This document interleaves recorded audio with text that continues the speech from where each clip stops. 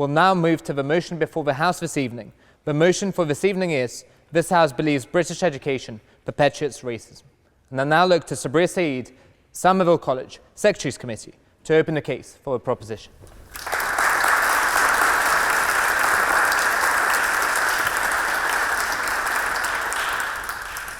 Thank you, President. Honourable members. It is 1947 in a village in Jalandhar, Punjab. Word spreads that Jalandhar is going to become part of Nehru's India. Word also spreads that they are going to kill any Muslims in the area. Families sew their jewels and valuables into the seams of their clothes. A young girl is amongst one of the many Muslims scrambling to get out. She boards a train heading west to Pakistan. The train crosses the border and stops at a station in Pakistan. What happens next is carnage. People swarm in, slaughtering passengers in their wake with knives, assaulting children, hacking the breasts of women. It's a miracle she survives. The next stop is where she plans to get off. But a man boards the train, telling everybody to stay on. They're killing people on the platform. They thought it was the Sikhs, but on this very day, religion is a blurred, ungodly thing, and the killing indiscriminate. It is 2017 today, and I have questions to ask. Why is it that stories like this one, my grandmother's story, are never taught, told, or even mentioned briefly at school? Why is it that so many individuals born in this country could never understand the relevance of these stories? These are not stories that are told light-heartedly either.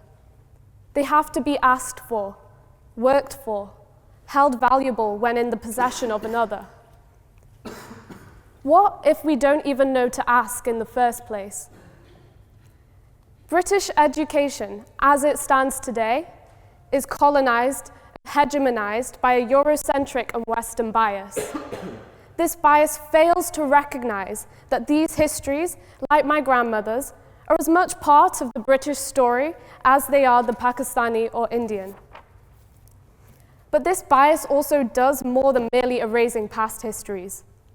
It informs and influences the ways we perceive contemporary politics, of race, of ethnicity, of religion. When the official institutions that govern education decide to say nothing about the wrongs of this country's past, they are complicit in reinforcing a whitewash narrative of whiteness.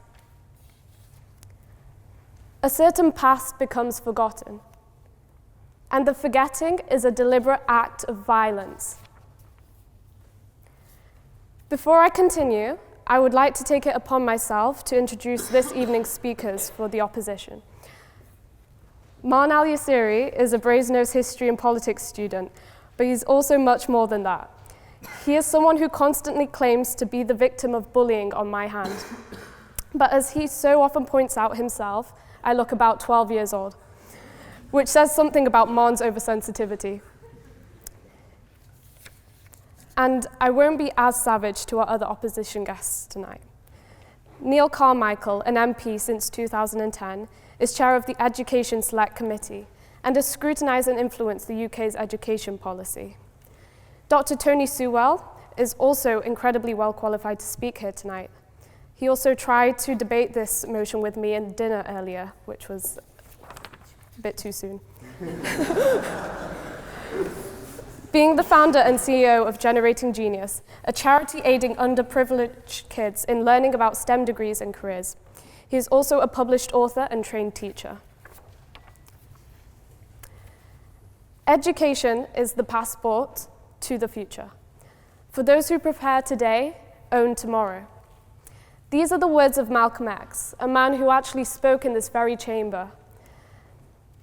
Education is a passport. an enabler, a vital social and economic agent. What we teach and how we teach at all levels of education is reflective of what our society deem valuable. I think for the purposes of this debate, it is also important to outline what we mean by racism. It's a word that is uncomfortable for many, but these people will have to get over it, because it is even more uncomfortable for the people subject to it. Discrimination or prejudice plus power are what constitute racism. What the British education system does is discriminate against certain narratives and perspectives from an institutional place of predominantly white power. It perpetuates ideas that create a socio-cultural hierarchy that panders to whiteness and excludes minorities from mainstream discourses. There is also the matter of principle. British education accepts European white pioneers, academics, and thinkers, and rejects the non-white, non-Western contemporaries. We are not represented. One of the British education system's main failings is that it allows for the development of racist ideas in its glorified and schematic perspective of British imperialism, one that skips over its atrocities. Recent poll findings show that 44% of Britons are proud of the British Empire. 23% held no view. I want to pick up on the Bengal famine of 1943, which not only demonstrates the extent of the unreported destruction of British imperial powers, but also the hypocrisy and cruel irony of the status quo. Some 3 million Indians starved to death in what was a genocidal famine induced by the British Raj. The man who engendered the famine in order to weaken and starve the population to achieve his political calculus happily said this: "I hate Indians. They are a beastly people with a beastly religion. The famine was their own fault for breeding like rabbits." Winston Churchill. Churchill was a wartime hero, a patriot, a British man, was he not? None of these ascribed characteristics prevent him from being the very same man who ordered the diversion of food from starving Bengalis to British soldiers that were already well supported. The very same man who oversaw systematic killings in the British colonies in Africa in order to stifle opposition.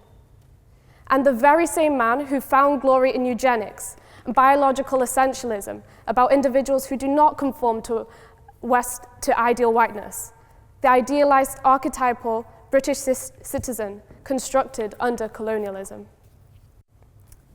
And the very fact that you may feel uncomfortable right now, or implicitly jump to Churchill's defense, is testimony to the success of the British national education system. Generations are indoctrinated into celebrating a war criminal. I don't know about you, but his face mocks me every time I hand over a £5 for entry at bridge on a Thursday. We acknowledge the brutality of war criminals. So why do we not acknowledge the crimes of colonists? It would be an outrage to keep up a statue of Hitler in Germany, but the same does apparently not apply for Cecil Rhodes in Oxford. The imperial past of Britain is perceived as an externality and superfluous to British history, one that doesn't affect or have a place in the average Brit's life. It is as much your history as it is my grandparents', as it is mine. Neglecting and writing over our histories is dangerous. What happens when our educational structures neglect a people, a minority? They diminish their value, importance, and perpetuate inherent inequalities. It allows us to become one-dimensional, to become scapegoats through a blanket of ignorance and assumption. What is worse is that those generational kids who are subject to the neglect of their own narratives are often unaware of the very fact. In my community, we call them coconuts. Take from that what you will. BME children grow up thinking that their culture is not valid, that their experiences are not valid, that their opinions are not valid. We do not want to be the token brown kid in class, any more than we want African studies to be the token course at university. This very institution, Oxford University, currently offers only one undergraduate course in African history. To quote Miles Larmer, African history has traditionally been taught in Oxford as an offshoot of imperial history, suggesting a history in which Europeans are the primary agents bringing influences to which Africans respond. It is not enough to have a few rogue modules to appease the minorities, especially in an education system in which BME staff are heavily underrepresented. In higher education, they only constitute 1.54% of the total academic population, whilst white academic professions represent 87.54%. Can we even count on our teachers to pick that one module or paper to teach us? For many in this country, we are a people whose history only starts with our stepping onto English soil as immigrants. There's no understanding of who we are, where we really came from, or why we came. We want our history teachers to acknowledge that my family fought alongside yours in the Great Wars. At the height of World War II, over 2.5 million Indian troops fought around the globe against the Axis powers. We want to acknowledge that Al-Jahaz, an Arab intellectual, developed theories of evolution 1,000 years before Darwin. We want, instead of referring to developing countries, to refer to previously colonized countries. We want to study Chimamanda Ngozi Adichie and Arundhati Roy in literature, because their narratives are ones that we can actually find ourselves in. And this is why I could not be prouder to support this motion. Thank you for listening.